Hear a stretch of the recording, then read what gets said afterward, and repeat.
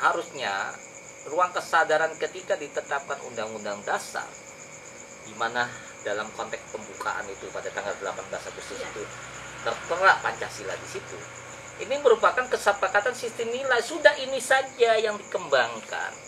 Lalu bagaimana kita mengimplementasikan nilai ini itu menjadi sesuatu yang hidup dalam kemasyarakatan kita. Jangan lagi balik pada konflik sosial yang ada.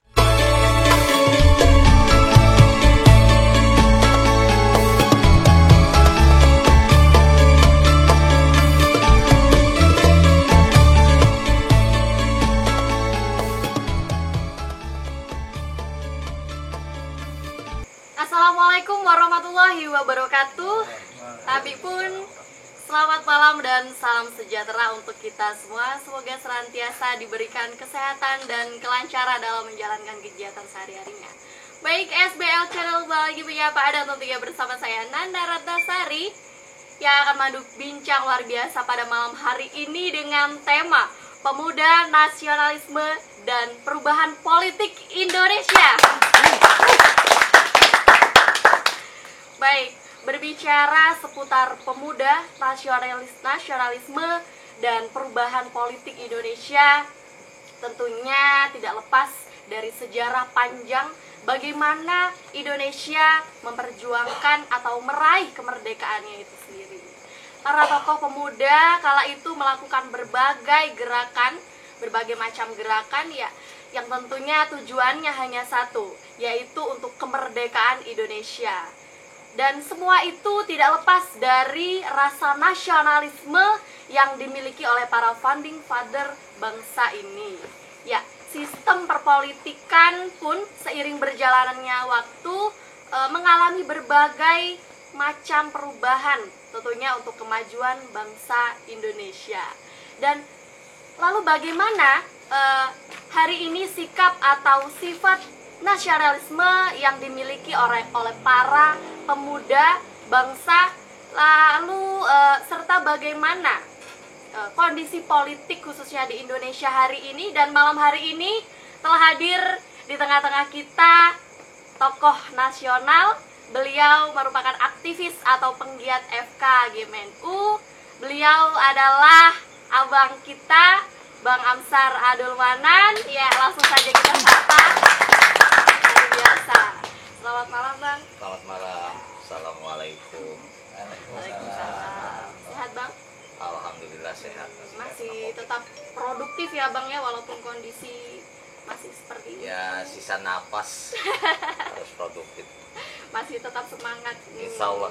Wajahnya tuh berseri-seri gitu loh. Nana jadi kagum gitu melihat Bang Amsar. Semangat ya, Bang. Nih, Bang. Berbicara terkait pemuda, nasionalisme, lalu perubahan politik Indonesia ini kan tentunya tidak lepas dari sejarah ya, Bang ya. Ini rekan-rekan yang ada di rumah sudah menanti argumen dari Bang Amsar nih, Bang. Bagaimana sih, Bang, menurut pendapat Bang Amsar terkait sosok pemuda itu, Bang? Seperti apa sih, Bang? Ya, ini saya jawab ya. Ya. Jadi pemuda itu realitas dan keberadaan yang memang hadir. Kita bisa lihat dari usia pemuda itu dalam psikologi. Betul. Usia 17 sampai masa produktifnya berapa. Tapi dalam konteks perundang-undangan itu merupakan kita harus masuk dalam perspektif undang-undang politik. Jadi hak politiknya itu usia 17. Tapi dia bisa, itu hak pasif, hak aktifnya itu usia 21 tahun. Kalau kita ngambil pada perspektif politik ya sekitar 17 tahun sampai 21. Kalau ada peristiwa mayornya, dia sudah nikah, sudah berkeluarga, ya berarti representasi kepemudaannya itu sudah merupakan identifikasi dari ruang kesadaran dalam kehidupan sudah bukan bangsa dan pemuda lagi bernegara. gitu ya. Iya, yang diatur oleh sebuah prinsip perundang-undangan. Lalu kalau mau melihat pola semangatnya, siapapun yang masih bersemangat untuk merubah dan melakukan inovasi pada upaya perbaikan, dia harus dikategorikan sebagai rasa kepemilikan atas dinamisasi kepemudaan yang ada.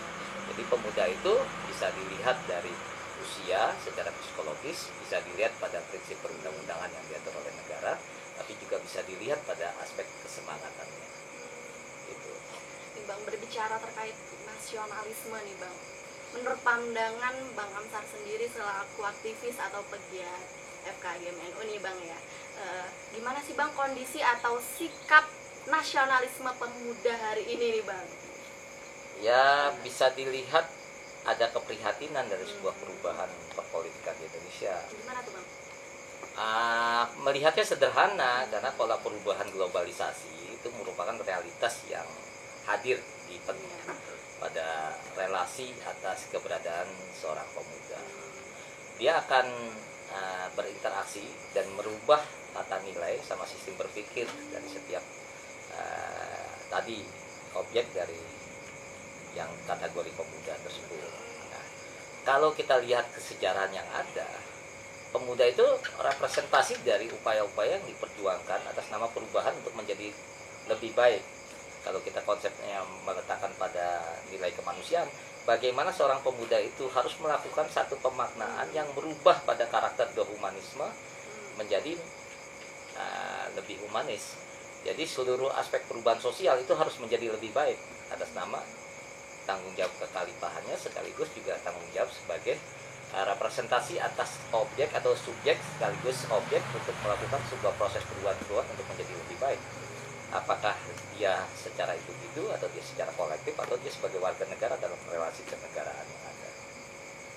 Bicara rasa nih Bang, rasa nasionalisme yang seperti apa sih Bang kira-kira nih yang hari ini pemuda lakukan atau seperti apa tuh Bang kira-kira? Ya harus ditumbuhkan dari konsep dasarnya. Jadi rasa kepemudaan itu kan tidak bisa digeneralisasi. Bagaimana identifikasi dalam ruang kebudayaan, pemuda itu harus hadir.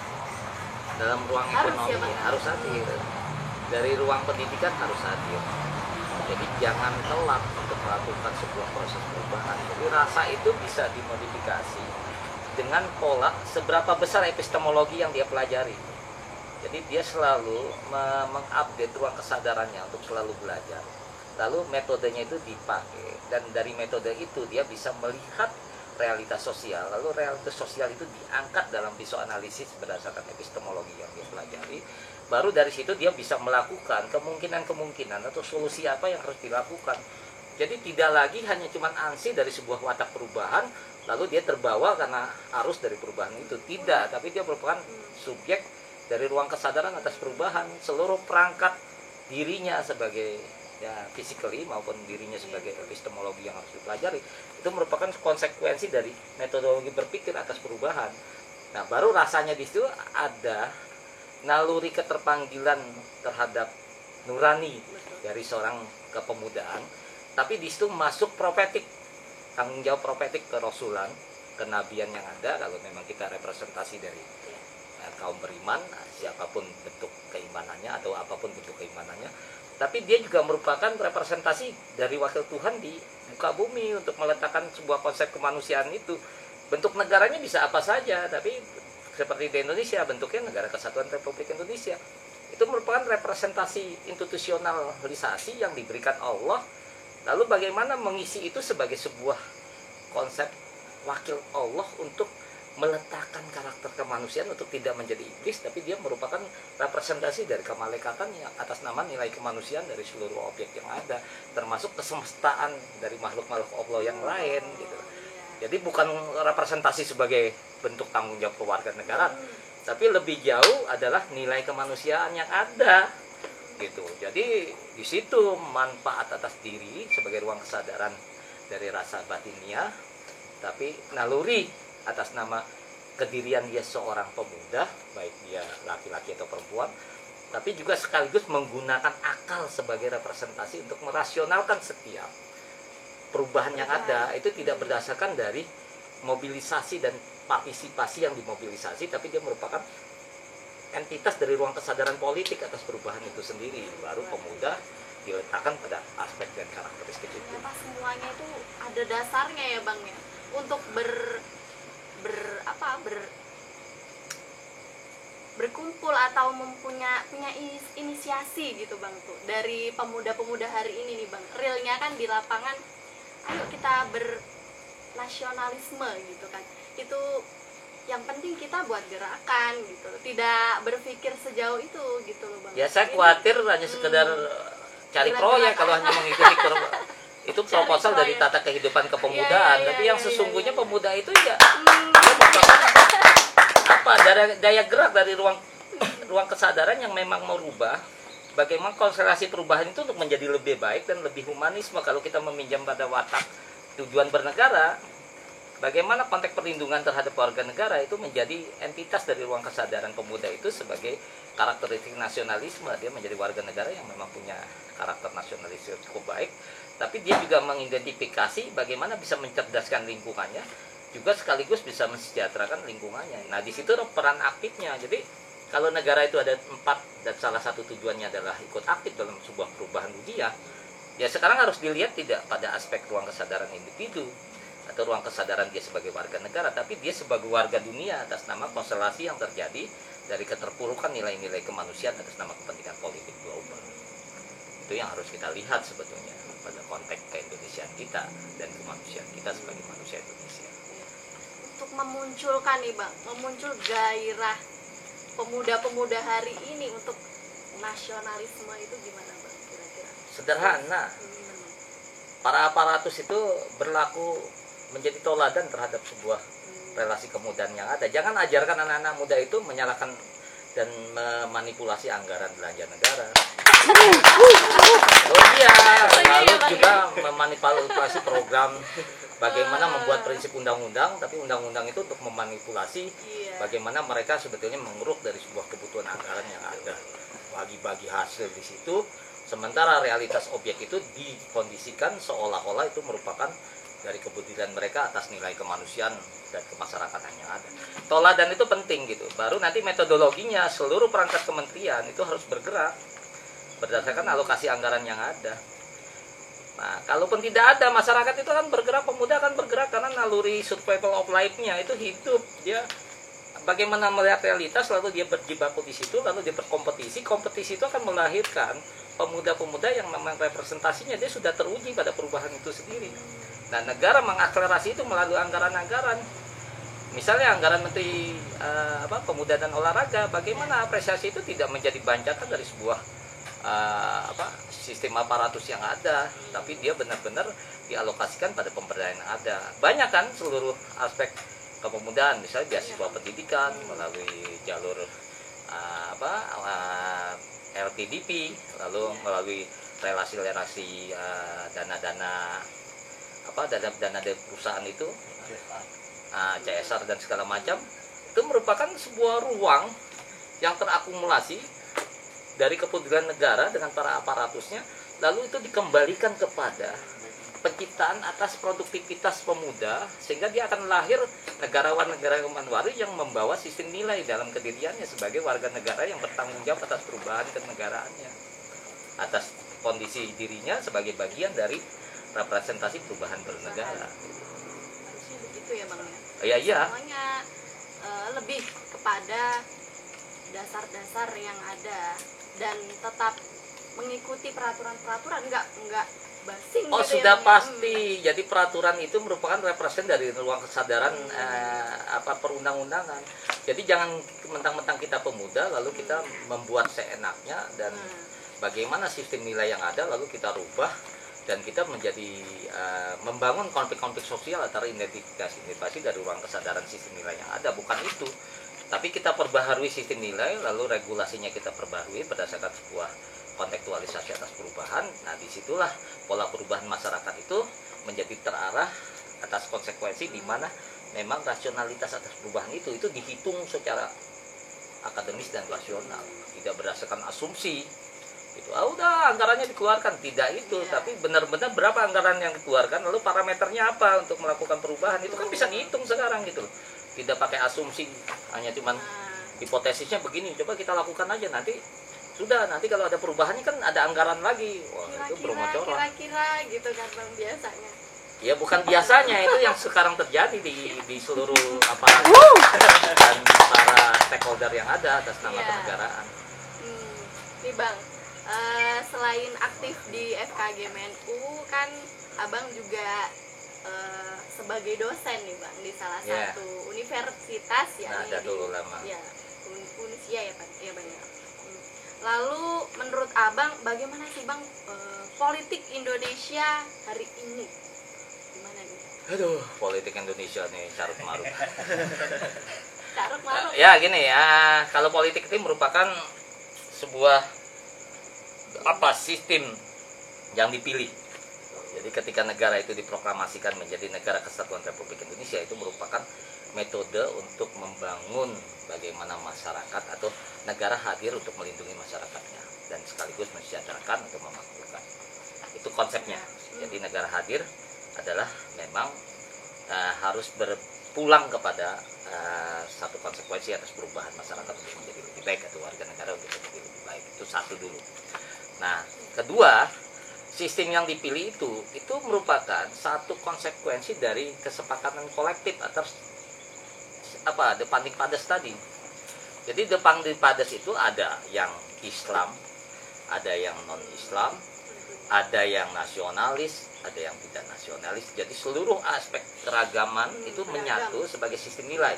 Yang kalau kita pakai Soeharto dia jati diri, kalau kita pakai Soekarno dia nation character building, itu nation character itu. Nah, itu harusnya ruang kesadaran ketika ditetapkan Undang-Undang Dasar, di mana dalam konteks pembukaan itu pada tanggal 18 Agustus itu tertera Pancasila di situ. Ini merupakan kesepakatan sistem nilai, sudah ini saja yang dikembangkan. Lalu bagaimana kita mengimplementasikan nilai ini itu menjadi sesuatu yang hidup dalam kemasyarakatan kita. Jangan lagi balik pada konflik sosial yang ada, karena kalau konflik sosial yang ada itu menguntungkan ya variabel eksternalisasi atau orang luar yang punya kepedulian terhadap pola eksploitasi dan eksplorasi atas sumber daya manusia dan sumber daya alam yang ada di Indonesia. Kepentingan sendiri ya Bang. Ya, terus yang dilihat lagi nanti itu akan dia akan masuk membangun agen dan kepentingannya, karena politik ke depan itu saya selalu bilang tidak lagi menguasai otoritas wilayah sekian dengan pola persenjataan, tapi bagaimana merubah konsep cara berpikir para pemuda itu sebagai agen dari kepentingan kapitalisme. Sementara kapitalisme itu merupakan representasi dari kepentingan supaya penjajahan itu tetap berlangsung, lalu Indonesia itu merupakan kooptasi dari sebuah kepentingan globalisasi yang tidak berbasis pada kepentingan warga negaranya. Dan aparatusnya yang ada atau agen-agen siapa saja, kita kemungkinan akan menjadi semacam komprador dari kepentingan para kapitalisme itu yang masuk di Indonesia. Nah, itu yang harus kita cermati, bahwa ada, kalau kita baca pakai sistem nilai, ada konflik sosial yang memang merupakan sebuah proses alamiah dari pola tarikan-tarikan nilai keindonesiaan yang berbasis pada akar dan tradisi masyarakat kita. Itu kan menjadi proses pendewasaan. Tapi ada sistem nilai yang merupakan sebuah relasi dari kepentingan para vested interest di dalam. Yang bahaya ini kalau sudah teracuni dengan intervensi kepentingan luar. Di sini proxy war sama asimetrik warfare-nya itu muncul, sehingga dia mengidentifikasi bagaimana seluruh alokasi kekayaan Indonesia itu bisa dieksploitasi dan undang-undang dibuat berdasarkan kepentingan mereka. Nah, disitulah nasionalisme kita sebagai pemuda itu harus selalu mengawasi itu sebagai ruang kesadaran atas sebuah proses hukum gitu.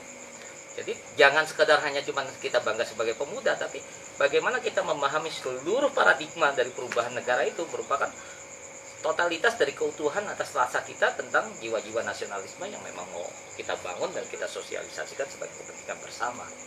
Semiris itu loh Bang ya. Ya nggak usah harus miris. Masih ada Tuhan kok. Berarti kan hari ini pemuda harus berpikir sampai sana gitu loh Bang. Politik itu salahnya jadi manusia.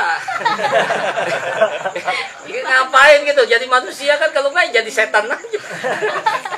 Mengeksploitasi anggaran belanja negara seenaknya gitu. Harusnya punya mindset yang lebih berpikir sampai dengan sana gitu loh ya Bang. Itu bagaimana Bang caranya agar pemuda hari ini tuh berubah gitu loh Bang. Jangan ya begitulah, karena apa perintah gitu kan, endingnya nantinya doktrinisasi dari atasnya kan kamu harus begini. Nah itu mau pakai sistem sekuler atau mau sistem religiusitas. Kalau sistem religiusitas kita gunakan aja Al-Ghazali bahwa identifikasi ruang kesadaran kita ada variabel spiritual, ada yang fisik, ada yang non fisik. Ini semuanya teragregasi pada penyempurnaan atas kemanusiaan kita sebagai makhluk Allah yang bertakwa gitu kan, bertawakal, amanah, ya, terus patona, sidik gitu kan, segala macam itu. Bukan patona yang sapi ya, gitu kan, bukan itu. Ya itu hal lain ya. Gitu. Nah, tapi yang harus kita lihat lagi misalnya sekularisasi, kita menggunakan metodologi apa dalam sebuah perubahan, dan itu terukur rasionalitasnya. Karena perubahan itu tidak bisa itu sebagai takdir Tuhan, nggak bisa. Nanti orang melakukan manipulasi lalu itu takdir Tuhan loh, menipu terhadap pola program kerja atas nama kemanusiaan. Lalu dibilang itu takdir Tuhan, terus meletakkan sebuah pemaknaan Tuhan kok seenaknya berdasarkan interpretatif atas kepentingan. Nah di situ jadi harus agregasi ini terukur. Dialektika perubahan itu kan rasionalitas. Kalau kita melihat pakai stigmatisasi ekonomi, keuntungan kita berapa sih perubahan itu bisa kita lihat. Apakah lebih baik atau turun? Nanti kan evaluasinya bisa kita lakukan solusinya. Ya, pola rasionalitas itu. Nah, pemuda di Indonesia tidak lagi berdasarkan naluri atas nama konteks batinnya, karena atas nama kepatuhan terhadap senioritas atau mereka yang menjadi toladan. Padahal toladan itu juga merupakan sistem nilai yang benar gak dia komitmen dan konsisten. Nah, kan gitu. Sederhana kok sebetulnya, hanya cuman bagaimana mengintrospeksi diri. Lalu kita menganut sebuah konsep pemikiran sekaligus juga representasi spiritualnya, itu didialektikakan saja sebagai sebuah perubahan atas sejarah yang memang mau dilakukan, yang tetap ya saya bilang berpulang pada konteks kesejahteraan umat dalam konteks keindonesiaan, ya kembali lagi kesejahteraan masyarakat untuk menjadi lebih baik. Endingnya tetap kesejahteraan masyarakat ya Bang ya menjadi lebih manusiawi. Urusan dia sejahtera, dia ini segala macam harmoni dan segala macam kan lebih manusiawi. Jangan konflik sosial itu diciptakan gitu loh. Konflik sosial diciptakan kan itu kan kurang ajar gitu kan. Karena apa? Kita tidak bisa lagi mengkoreksi tentang anggaran belanja negara karena konfliknya hanya ribut urusannya masalah Islam tidak Islam, khilafah dan tidak khilafah, jubah dan tidak jubah, NU dan tidak NU gitu. Harusnya yang kita kritisi bagaimana anggaran negara itu benar nggak mereka merupakan representasi dari upaya-upaya atau implementasi sekaligus menerapkan sebuah alokasi anggaran itu untuk kesejahteraan, tapi juga mencerdaskan untuk membangun ruang kesadaran yang partisipatif bukan termobilisasi. Luar biasa. Masih seputar pemuda, nasionalisme dan perubahan politik di Indonesia. Masih bersama saya Nana Ratnasari, tetap di SBL Suara